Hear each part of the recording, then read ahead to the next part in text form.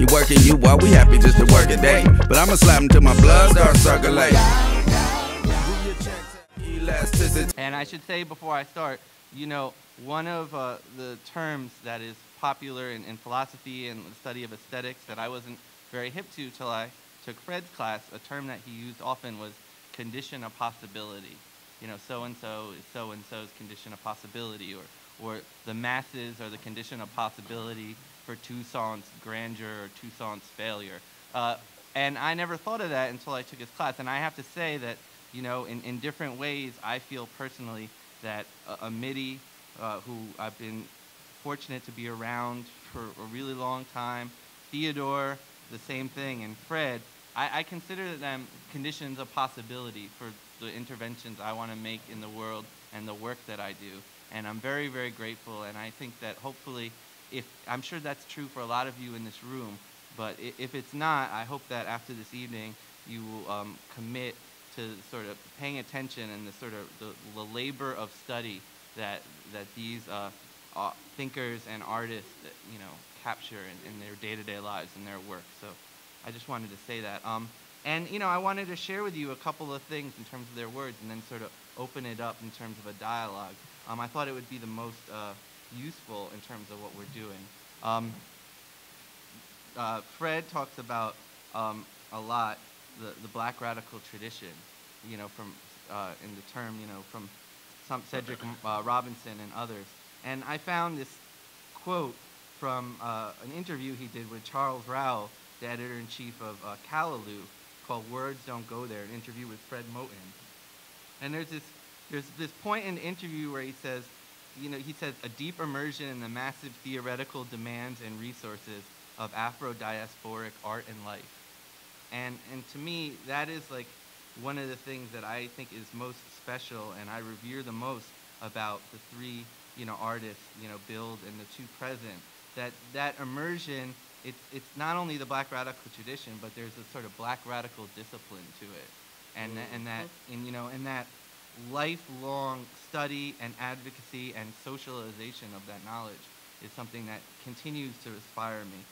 So on that note, I just wanted to share with you a couple of things. And I should say also, if you're around Baraka enough, the thing that, at least for me, is most important is that there's this imperative, there's this constant disciplining you to study and to soak up more and to read more. And Baraka, you know, there's three things that he said in terms of circulating the words theme. One is right after the 9/11 sort of poet laureate fiasco, many times he's on Gil Noble like it is. But one of the times that he was on, he told Gil, kept doing all this Hegelian stuff, and he's talking about sense perception and reason and understanding. And at another moment, he told Gil Noble, he said, Gil, you know, you can't be afraid of all that is actual. You know, and one of the things that I really appreciate about these guys' work is that the theoretical demands and resources of Afro-diasporic art and life, you know, is as complex as it is actual. You know, and let me just give you a couple examples from Teddy and Fred in terms of these words, and then just open it up. So, you know, Theodore, from Hunting Everywhere, Collaging the Capitol, a Manifesto. I'll begin by discussing my use of one of the symbols of our republic, the United States Capitol building, and the effect poetry has had on my work. When people ask me why I turn the image of the U.S. Capitol building upside down in my collages as if it were a bomb, my short answer is it's upside down because they're upside down. So it's upside down because they're upside down. Yeah. You know, Fred, like all of these writers, Baraka and Mackey, and the reason why I'm reading this stuff is because I feel that these guys really embody, you know, the ethic of the people that they study and theorize. So it's very much like if you say Amiri Baraka, Fred Moten, and Theodore Harris, it's really kindred spirits in like the most profound way, at least for me. Like all these writers, Fred writes, Baraka and Mackey finds it necessary to make contributions to poetics, to ground and justify the kind of deconstruction and reconstructive pressure they put on poetic norms. Their poetry and their writing about poetry always reveals how hard and how seriously they think about the nature of poetry in its relation to the world and to history. That kind of thinking must be an intensely theoretical endeavor. It brushes up against and infuses and is infused by the kind of thinking that people usually consider philosophical, so that there are some high theoretical tones that mark both the poetry and the poetics of, say, Olson or Duncan, and those tones or their variants are evident all the time and everywhere in Baraka and in Nate Mackey. Moreover, Baraka's engagement with German philosophers such as Martin Heidegger, Ludwig Wittgenstein, and Karl Marx, and Mackey's encounter with contemporary French theorists like Julia Kristeva and Jacques Derrida are also very evident in their work, giving it a whole other kind of theoretical or critical intensity. All this is in the service of deep immersion in the massive theoretical demands and resources of Afro-diasporic art and life. And to me, what is most, there's a lot of things that are really important about that, but the fact that, you know, art and life are coupled. And then you go on further in this interview,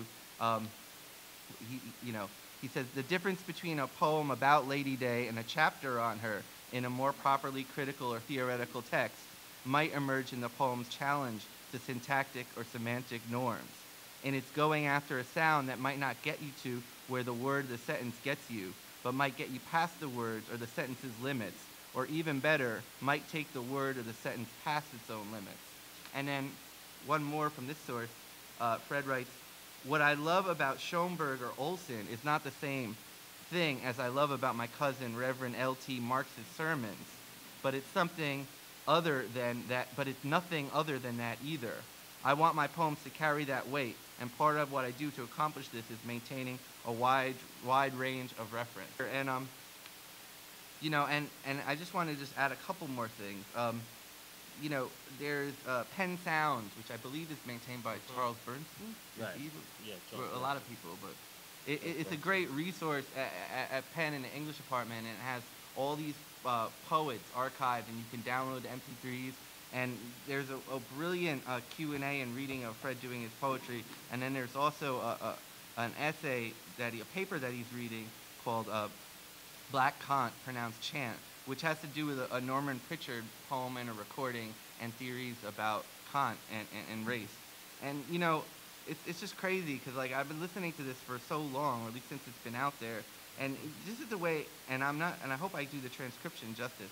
But you know, talking about negotiating the juxtaposition of images and words in Teddy's work, and juxtaposing the sort of critical, philosophical scholarship with the poetic. I mean, this is so beautiful, the way that Fred concludes this piece, that I just wanted to share it with you and encourage you to listen to it on your own. So he ends this piece by saying, some people want to run things, other things want to run. Knowledge of freedom is in the invention of escape. Escape is stolen life, stealing away in the confines, in the form of the break. One more thing. What do I mean when I say there is nothing wrong with us? The fat ones, the ones who are all out of compass, however precisely they are located, the ones that are not conscious when they listen to Les McCann, the screamers who don't say much insolently, the churchgoers who value impropriety, the ones who manage to evade self-management in the enclosure, the ones without interest who bring the noise of the new general interest by refusing, the ones who refuse to subdue the muted noise and mutating grammar of the new general intellect. And then there's this pause, and he says, my cousins, all my friends, and then the Q&A happens. And, you know, that is a beautiful passage. Yeah, it's just so beautiful, and to listen to it, you really get that even more so. So I guess I just wanted to, you know, really to sort of end where I began. Deep immersion in the massive theoretical demands and resources of Afro-diasporic art and life.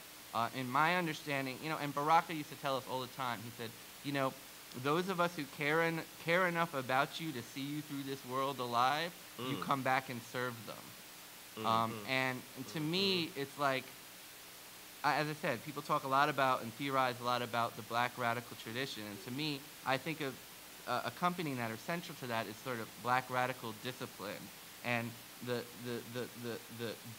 deep commitment to study and to engagement and to and the unwillingness to play a game where the complexity of that set of discursive practices or aesthetic texts, and then you put it against the actual living and kicking and breathing community, and like marrying the two and not refusing to even play the game of seeing how, you know, one is one is versus the other. Like I just feel like all of these guys really take that seriously, and and that's where I kind of want to start this by having just as a thank you, and just imploring the audience to like really. There's a way that I think that these guys provide a model, and I think models are important, and Baraka certainly does. That there's an ethos, there's a commitment to study that is deeply, deeply revolutionary. There's a commitment to read books. There's a commitment to actively listen. And I think that in conversation with these guys and in the look of the art and discussion of the poetry, these all become self-evident. So I guess that's what I want to say. So I just want to welcome again these guys. And I should just say, Baraka had an offer he couldn't refuse from Professor Morrison. They're honoring Toni Morrison tonight at both of their alma maters. He really wishes he could be there. I think Baraka is coming to give us some written communications from Baraka, and I feel like there's a way that this is related to this point. I think that he's doing the work that this is doing somewhere else, and that work never stopped.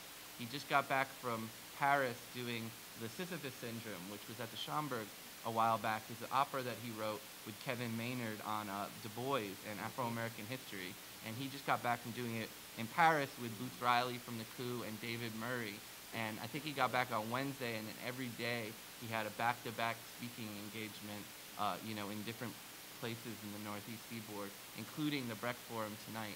So, I mean, we wish that he was here. We're envious that he gets to, sit on a stage with Toni Morrison and experience that. And I know I wish him the best. And I think that his presence, I know, will be felt, in terms of the engagement with these guys. So, all right. So I'm going to leave this. I'm not going to leave it like that. But my idea was maybe you could share some of your work, talk about the collaboration, talk about the sort of relationship you both have with each other's scholarship and each other's poetry. And I should just add one more thing. Like Fred, when I initially thought about your new book that's coming out was Stolen Life, and then when I looked recently to prepare what I was going to say tonight, it was Open Secret: Blackness and the Form of Life. So I thought maybe that you might talk about the new project and the book change, and then just may have it organically happen from that. Well, first of all, I just want to say thank you. And, Oh yeah, they're taping it. So. I'm sorry. I want to thank Jeremy and thank the Brecht Forum. It's been a long time since I was at the old Brecht Forum a couple times, and it's nice to be here. And I want to thank so many of my friends for coming. And I have to say, I was especially happy to be able to come here. I got invited to come to Columbia to give a talk at this conference today and yesterday. And the best thing about the conference was that they paid my way to come to be here. Solid. And I'll say a couple other things too, which is that I won't say that the conference was entirely a hostile environment. It was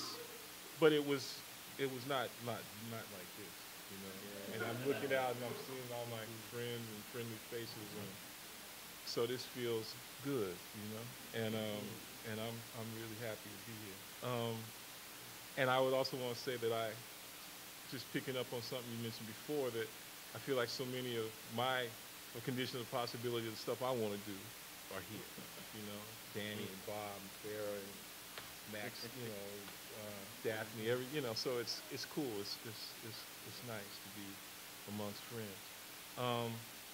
And I think what I want to do is I want to read two poems from some new stuff. Again, connected to this notion of condition of possibility, because they're named. The name of this book that I guess is coming out next year is B. Jenkins, my mom's name. Of course, she is the ultimate condition of possibility for me. So I wanted to read the first poem and the last poem from this book, both of which are entitled B. Jenkins. And then I want to just say a little bit about working with Teddy and how we got started, because it's a good story. Okay, so this is B. Jenkins 1. Her territory sunflower, insurgent floor time in real time in the Field Museum. Bertha Lee in her lyric ways in her urban plain. Up and down the regular highway in every two-tone station, passing through to cure, for preservation to unfold it all away. She put the new thing in the open cell, one more time about the theory of who we are. In the names away in blocks with double names to interrupt and gather, kept dancing in tight circles between break and secret, vaulted with records in our basement, where the long-haired hippies and Afro-blacks all get together across the tracks and they party. Everybody sown like grain and touched in stride. Now the cold new reckoning is tired, and you've been waiting for a preferential song. The multiplex should be in the frame like bodies in a house way back in the woods, fled in suspended projects like the real thing, posed for the midnight trail. Essential shtetl of the world stage, born way before you was born, move the administrator to hand beautiful edge around. And the last one is, I can find it in a few minutes. And I'll say something about it too. B. Jenkins, too. Just so you know, no one could have told me you didn't want to go outside. This exercise is phonographed to take the receiver and call you for something we hear together. Some of the same stories, some of the same things. To stretch repeat so thin it fades to various is the aim of the phone call. The phonograph is also a photograph of movement and what it bears. You found dancers waiting for dancers. Your silhouette is patient form. I know you can't.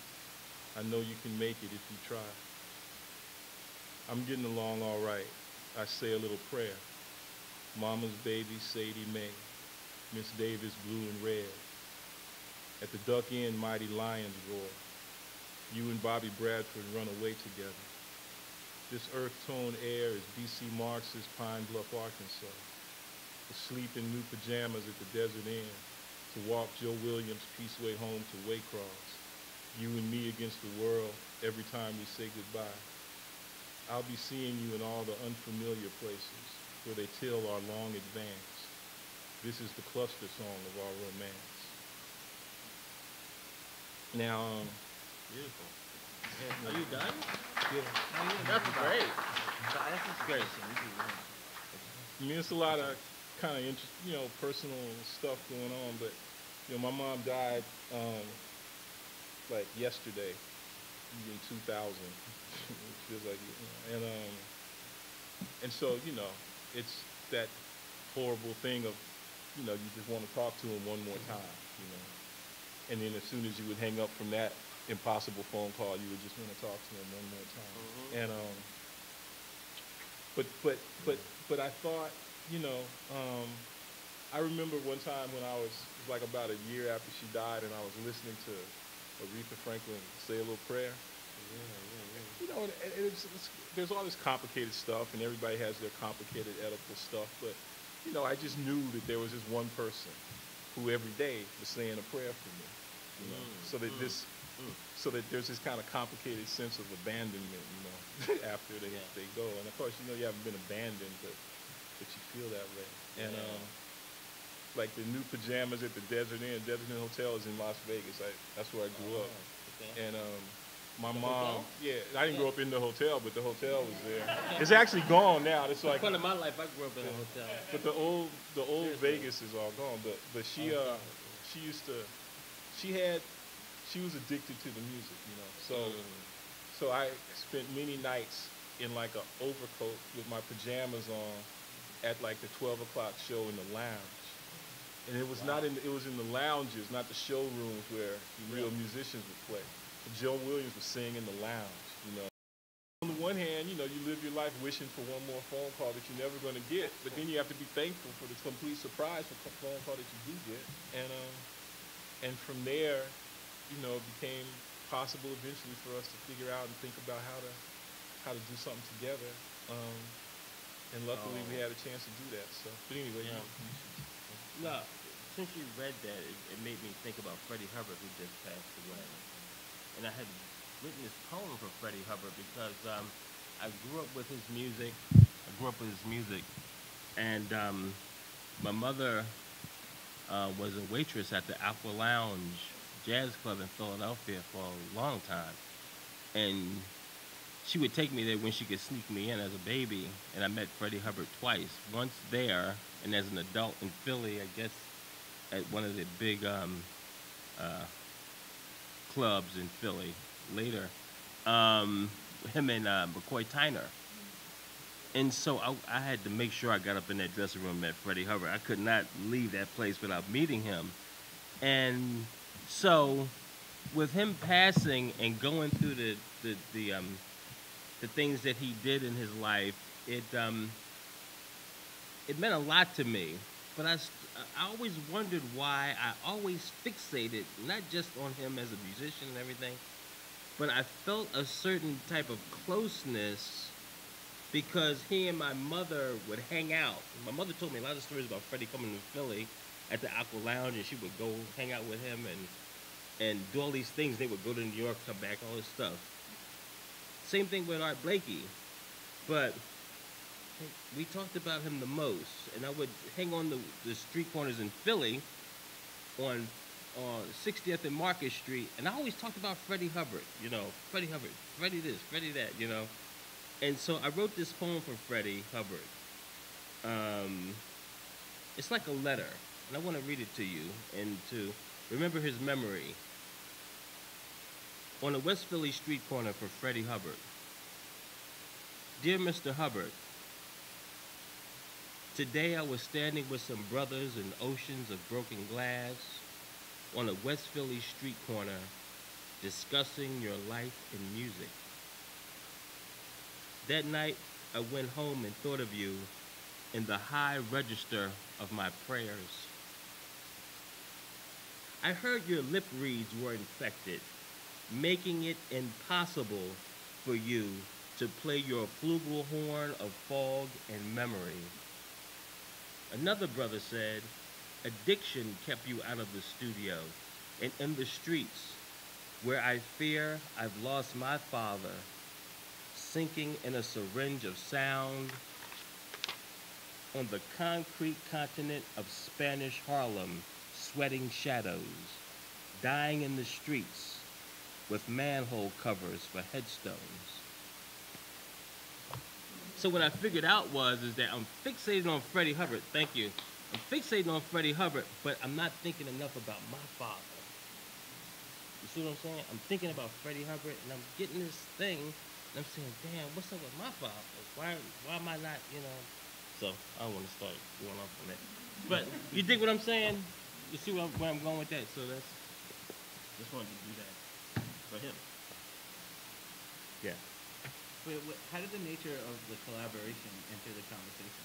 What's happening? The collaboration? Like, you called him up and said, hey, I really think Called up who? You called up Fred and said, hey, I really think you should use my collages in your next work. No, I don't think so. We talked on the phone and I don't think so. And met finally when I had a chance to go to Philly. Yeah. A long time before the collaboration came. And the collaboration came out of being friends and knowing one another's work and stuff. And then I had a chance to publish that book. Have y'all seen this book? It's called I Ran From It, but was still in it. Yeah. And I'll tell y'all a story that's title but it was I had the guy who published the book is a former colleague and good friend of mine from USC named David Lloyd, and he basically started a press, and he was committed to having images and art in the chapbooks, and so he asked me who I wanted to work with, and it was you. So that was how that worked, and you were good enough and kind enough to let us have the images and stuff, and I think they did a pretty good job, Yeah, it's beautiful. That book, I'll just tell you the story.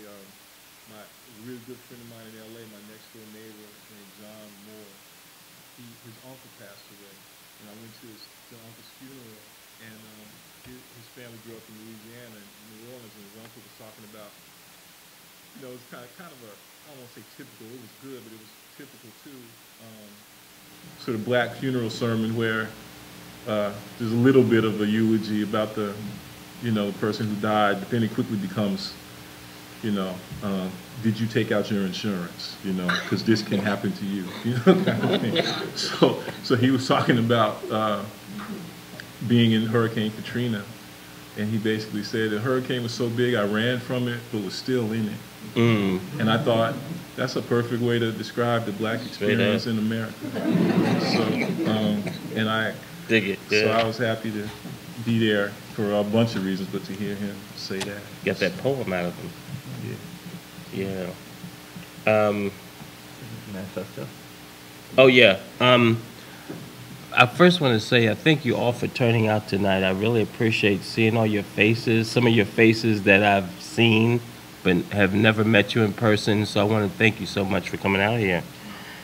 I wanted to give you read my manifesto to you because it'll give you maybe some idea about why I'm doing what I'm doing. Why these collages use the symbols that they do, the Capitol upside down, the Pentagon building upside down, the traveler's checks being burnt, and the things like that. So if you don't mind, I would like to read that to you. And let me know what you think of it.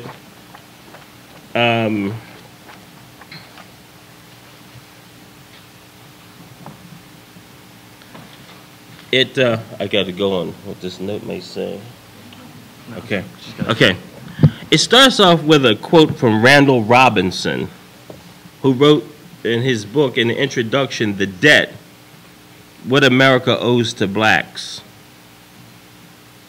This was the house of liberty, and it had been built by slaves. Their backs had ached under its massive stones. Their lungs had clogged with its mortar dust. Their bodies had wilted under its heavy load-bearing timbers. They had only been paid in the coin of pain. Slavery lay across American history like a monstrous cleaving sword, but the capital of the United States steadfastly refused to divulge its complacency or even slavery's very occurrence. So Randall Robinson is sitting in the Capitol building looking at the murals, looking at the paintings, and he's talking about what history has erased, what's not been talked about in these paintings and the sculpture and stuff like that. So we got a long conversation here, but I just wanted to point out two quotes in here. This is a long piece. I'll just point out, Ngugi wa Thiong'o says, when he talks about art, I think in his last book of lectures that were at Cambridge, art is more powerful when working as an ally of the powerless than it is when allied to repression, for its essential nature is freedom, while that of the state is the restriction and regulation of freedom. Then Amiri says, every day what becomes clearer and clearer is the desperation. Reminds me of a man running away from a lion who keeps throwing out pieces of meat until finally his little bag is empty and the only thing left is himself. So, just wanted to point out those things. It's an optimistic quote. Yeah. That quote by Baraka is fairly optimistic, I think. I mean, we would only hope that they would throw out themselves. Yeah. Or a body bag. Maybe because, based on the Ngugi, maybe that this would be a good way to transition into, Fred, maybe you could talk a little bit about, that tension between stolen life and open secret. Maybe, and maybe in in response to, you know, Theodore's, you know, work, both written and visual. I mean, how you sort of see it as related, perhaps, or in a field, or sharing certain concerns, not sharing certain concerns. Yeah. Well, I'm working on this book for a long time, and it has been it's gone through several titles, and there's a tension. I mean, I wanted to.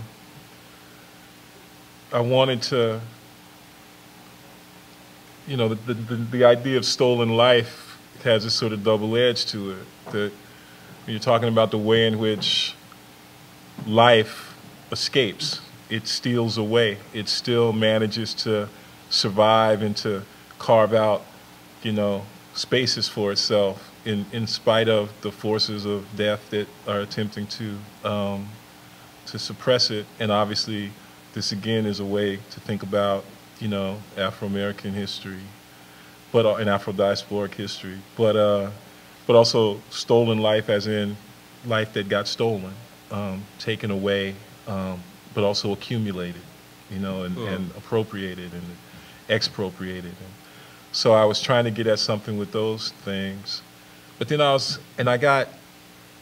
started thinking about something else, which is that as I began to, I mean, I guess,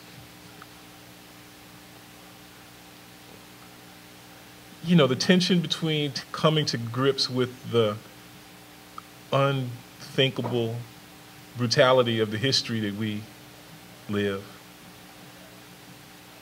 and the tension between that and coming to grips with the improbable, impossible, glorious fact of having lived on anyway.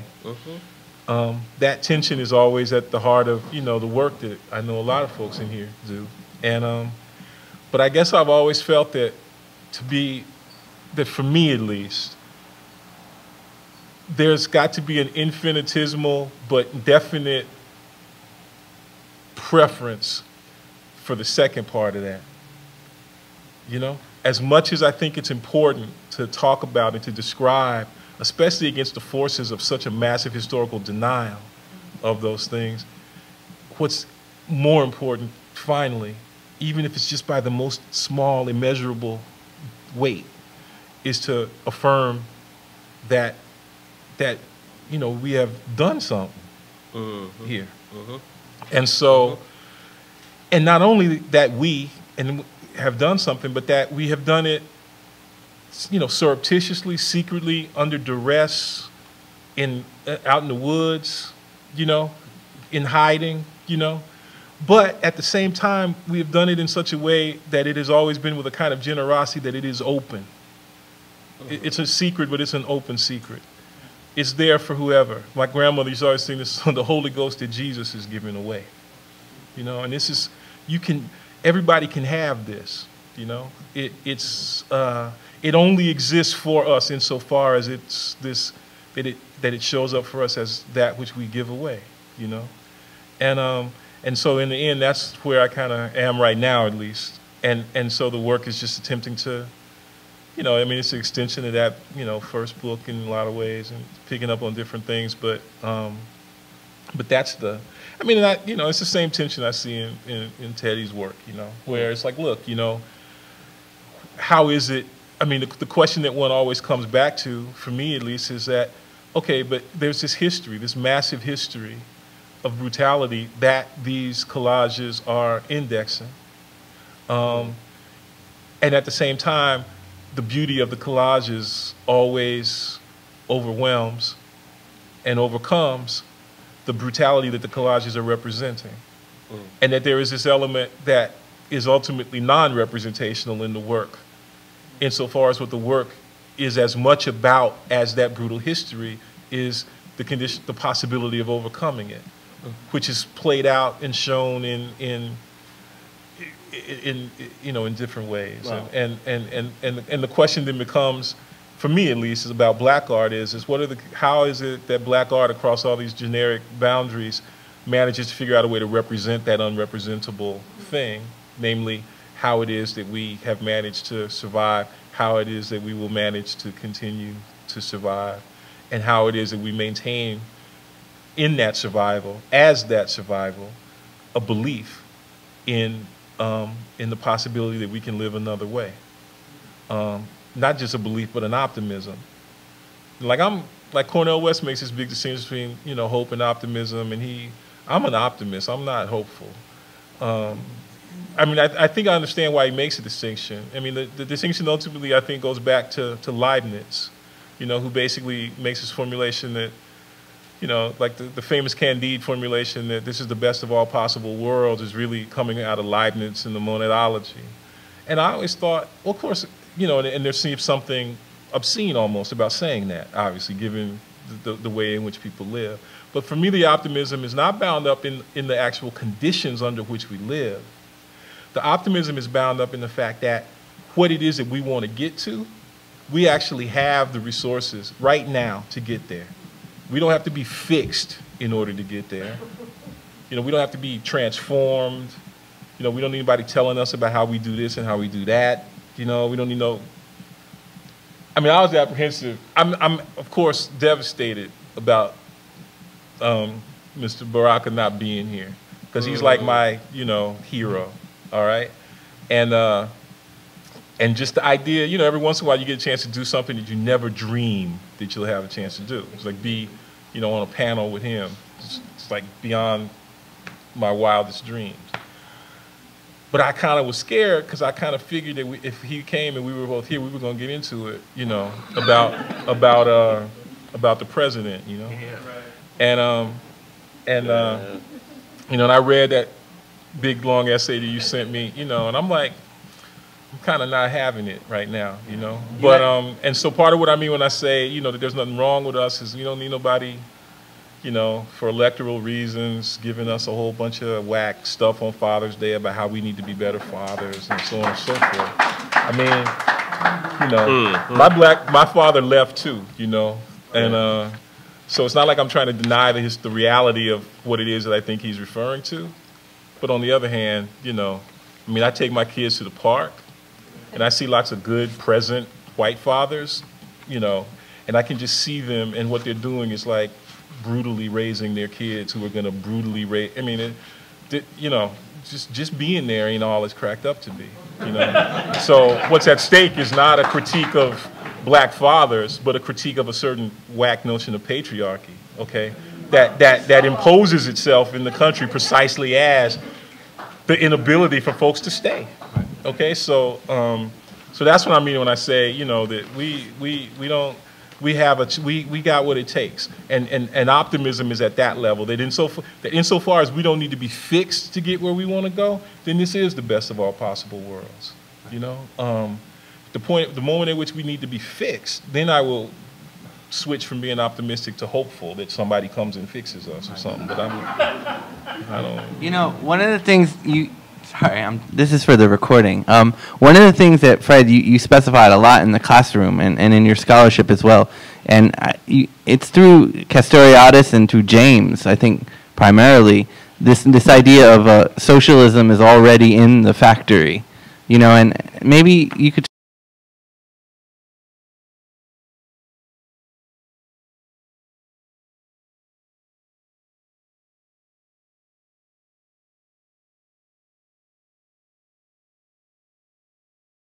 You know, James talks about every cook can govern, but the thing that you really hammered every day in this classroom was that, you know, the conditions of sort of revolutionary socialism was already existent, you know. I mean, well, when James talks about it, he's basically saying that, you know, it's not just a happy story, because in fact, you know, capital depends upon a certain kind of worker insurgency. It depends upon the ways in which workers go beyond what it is, the mere minimum of what they're supposed to do. That's how capital accumulates surplus, you know? And of course, it is, you know, the problem with being a worker is that, you know, one produces surplus as much for oneself as for the one who will steal it. And we don't have an option to not produce surplus, because surplus places it out, it's not just about, you know, accumulation and profit. Surplus is, you know, is about how a worker comes to value the work that they do for themselves, even though they're not going to get paid for it the way that they should be, even though they're not going to garner all the benefits from it. So, and this is true, I think, of people on an assembly line making trucks, but it's especially true, I think, of teachers. You know, it's like, beyond, you know, whether they pay me what I think I should get for what I do as a teacher, so much of the way I believe the world should be, and it's so dependent upon what I'm doing as a teacher that I got to do it anyway. You know, so I'm producing surplus for the university, and it's, you know, they're wringing it from my body like sweat from a towel, but still, it's not like I have an option to stop. So what that means is that the production, you know, producing the surplus is a function of this sense that, and again, capital depends upon the ways in which we exert a kind of autonomy in the workplace that is, in fact, precisely these conditions for socialism. So James, I think, was especially aware of that in ways that, again, are all bound up with the notion, which, you know, I learned from him, you know, that you know, you don't have to fix folks. You know, it's like Walter I mean, and he's, I think, picking this up from James too. Walter Rodney in the History of the Guyanese Working People, he asked this question, you know, so how is it that a functioning proletariat could emerge in Guyana so soon after abolition? And the answer, of course, is that they didn't emerge so soon after abolition. They were already there, right? They already had that kind of, you know, sort of liberatory consciousness that we can talk about there. So that was already there. So yeah, that's the. You want me to talk about that? Yeah, I want you to specifically talk to that. And I should say also, you know, in the recording for that one of the poetry readings on Penn Sound, you read a poem and you kind of framed it coyly. You said, this is my sort of pro-Baraka, anti-Barack poem. You think you create that opposition. It was interesting. Barack Obama. Yeah. But I mean, I feel like presidential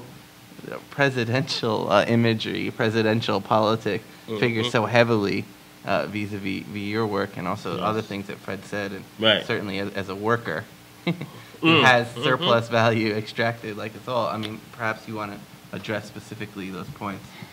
Well, I have to think about that. I mean, the details in which he just said that only makes me think of certain things that I would like for this video to. Can this be advanced to the page? A page? More? Yeah. Is there any way to lower the lights so that we can see this image? It's something about this. Is this all right to see? Can you see this? You can't see. This piece is titled "Veto Dreams," and this composition is only in 3 parts. The Capitol building, which is pretty faint on this here, but when I found that image, of course it was right side up. So I turned it upside down. Put this child here in front of that image to make sure that the composition was even so that you could have enough red but enough of the Capitol at the same time.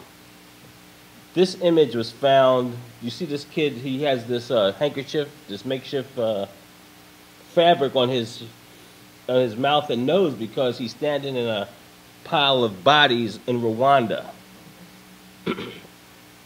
So he's juxtaposed to the other bodies in DC, and putting that black strip there and the red on top of it, tearing that, put that on top of that, and putting that there to make a very minimalist collage to hopefully raise questions about a lot of different things. I mean, so when we talk about people's dreams being, and talk about memory and dreams being vetoed, and you turn the lights up if that's all right. And you can advance this a little bit more to the these other images that are hard to look at for some reason. Yeah. So these things are basically, I mean, when I did these pieces, I found that image of this Bank of America traveler's check burnt already. So I burnt it some more. Actually put some matches to it and tore it and brutalized it and had the Capitol falling out of the Capitol. The Capitol's upside down because what? Slaves built that Capitol. How much justice did they get for building that Capitol? And just when you look at that anything in this country now, I mean, when you look at that building in particular and see it's humongous and the beauty of the architecture, and you say it's drenched in blood. And so that's why I read that piece by Randall Robinson, because when you juxtapose that to this, these people were paid in the coin of pain. And I took that out of his introduction because I thought it was the most poetic, straightforward piece in there to explain what I'm trying to do with this symbol. So I hope that makes sense. Yeah, no, where is, in terms of what Fred was talking about, the optimism, where do you see, like, that optimism or that out when you reproduce these repressive memory? I think it's optimistic because I think anybody should be able to do a collage. But it's in the practice of the collage. And say, you know, yeah, to be able to make a collage and say, look, I'll try to make this look simple. And say, look, you can tear these images out. Look, the Capitol building, that's supposed to be your house too, right? Take that, turn it upside down. If you disagree with what's going on there, and say we're not going to turn that image right side up in our artwork until we find justice. You see what I'm saying? People called me up the other day. You going to turn the Capitol right side up now? No, it's too early. It's too early for that. That's just crazy for you to say that to me. So it's going to take a long time for it's right side up. And like this image here, with Lincoln and King and the gun and the Capitol upside down, that image has the those medals from the military on top of the Capitol with all this other stuff mixed onto it. So it's optimistic because you can do it too. It's optimistic. Is it optimistic? I don't know. I never really used that word. Can I help you out a little bit? I mean, it obeys the law of gravity. And that's the truth. The truth that it speaks is what makes it optimistic. Because the myth is that we don't struggle. The myth is that we're not fighting and that we don't really have to. And what Teddy's collages do is say, you know, we're fighting, we have to. And that's the law. It's what Fred's saying, that it is. We are already there, and all we have to do is follow that discipline. Mm-hmm. That's what Teddy's collages do. They're amazingly complex, and they would fall apart if you didn't have a balance and apply gravity to them. And in that, all working people see complete optimism. They see that it can be done. You guys have this, you know, a life ethic. You have a sort of commitment to sort of protracted study and struggle. Like, I'd be curious, and I think other people might be curious to hear about, like, how that works in your day-to-day life, you know? But for both of you guys. Well, it was the poetry that really changed the content of my artwork. We were painting, some of you may know, Farrah definitely would know about the Anti-Graffiti Network, which is now the Mural Arts program in Philadelphia. And I was a young person on the youth committee in that program, but I was always reading art history, you know, and stuff like that. But somebody asked me to go hear Sonia Sanchez read her poetry at the main branch in Philly. And so as soon as I heard Sonia, I went right out and got her books. And that changed the content of my visual art. It made me think a little deeper about what I was doing, because all that stuff before was pretty corny. You know, people ask me, what are you doing? I said, just pretty colors, you know. So, and it was very surfacey. And it made me look at history through the poetry. That art history, I think, didn't do for some reason. And so, you know, I read Lamont Steptoe's poetry, of course, and became one of my mentors. And so all this poetry, this stuff made me read more because of the images that it would create. So it made me investigate how to make the images in my work more more interesting, made me question what I was doing and where was it going and how was I going to do it. Even what was I projecting at that time? So it made me change, totally different. The work changed a lot. Yeah. And then for you, I know, like, didn't your mother get you a copy of Blood in My Eye? Didn't you tell? Is that true, or is that? No. Was it Soledad, brother? Yeah, I mean, Yeah. The dissemination of these texts Sure. have always been floating around you. Well, we had, well, the book that really got me going was this anthology. I think it was, I want to say Abraham Chapman, called Black Voices. And I mean, the poem in there that I just love, well, they had excerpts from Montage of a Dream Deferred, but also this poem by Marie Evans called Black Jam for Dr. Negro. And I just love, that just, you know, and, but in terms of just, you know, working practices now, I mean, I have 2 little boys, so yeah, that's mostly what I'm working on right now. But you know, one of my favorite poets, a great poet named Ed Roberson, and he wrote, he began to, after his daughter was born, he created a new poetic form called the Lena, which is based on the logic of interruption. You know, it's like how do you deal with being interrupted? How do you incorporate? How do you sort of change your practices so that rather than being annoyed, you know, or trying to, you know, being annoyed by somebody else taking up your time or messing up your time, you take into account that the presence of other people, you know, in the world, and like that line in the second B or first one of the B. Jenkins poems is this line, or I think I say something like, "You found dances waiting for dancers." Yeah. And it's just a reversal of this formulation that I heard Ralph Lemon, whose work I love and I respect, but he was kind of complaining about how many dances he lost waiting for dancers who couldn't kind of properly follow his instructions. And I was thinking, you know, my mother found dances waiting for dancers. You know, she found, she had a way of, you know, I mean, she was a teacher, you know, so, you know, things come to you when you know, good things come to those who wait. But I wish Salim Washington were here. So y'all got to tell him I said hello, and then I asked about him. Oh well, he's got a good excuse then. But and whoever, if you haven't read Salim and Farrah Griffin's new book, y'all have to get it. But I'm gonna mess up the title, but it's Stand at the Limits of Cool. And but I remember at the Jazz Study Group. Where did that take place? Columbia University, convened and brought into existence by Robert O'Mealy, and it's the greatest. I mean, it's like it was just the highlight of, you know, my intellectual, like, if you want to put it that way, life. You know, being able to go there.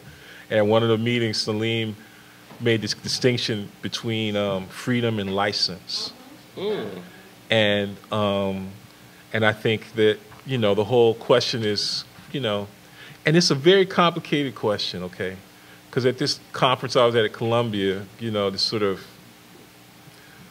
uncritical celebration of Hannah Arendt, you know. You know, they were talking about how she, so I'll tell the whole story. It might take a little while. So do it. She got this horrible book called On Violence.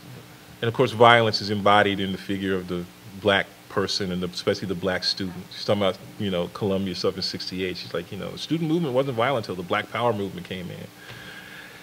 You know, all this kind of stuff. And I'm like, well, a lot of it depends on how you define violence. If violence is, you know, assertion against, you know, an unjust system, then yeah, they were violent, and rightfully so. And the students were too.